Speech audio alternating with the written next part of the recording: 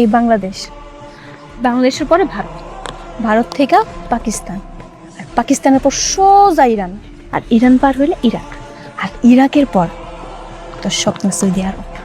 এতগুলা দেশ বন্ধু, তোরা এত দূর হাইটটা যাবি, দেখি সম্ভব? সম্ভব হবে নাকি লে? আমি শুনছি আগের কালের মানুষেরা হাইটাই টাওয়াজ করতে যেত, হেরা পারলে আমরা পারবো। এরা পারলে আমরা পারবো। কয়দিন লাগে জানোস? কতদিন লাগে?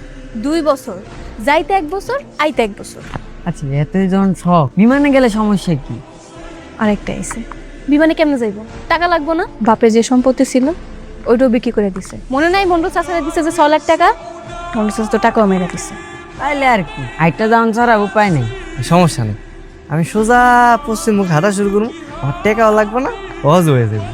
ওমর, তোর কি আর বুদ্ধি হইব না? তুই যত সহজ ভাবতেছস অত সহজ না। এই যে 2 বছর ধরে যাবি, খাওয়া দাওয়া, তারপর রাস্তার মধ্যে থাকবি, আর পাসপোর্ট ছাড়া এক দেশ থেকে আরেক দেশে যেতে দিব না। সব মিলে মোট কয় টাকা লাগবো?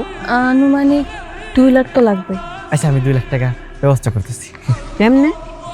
আরে এই যে আমার করিম চাচা আছে না, এর কাছে আমার আম্মা 2 বছর আগে একটা ছাগলের বাচ্চা দিছিল, ওটা নিয়ে বেশ না আমি যে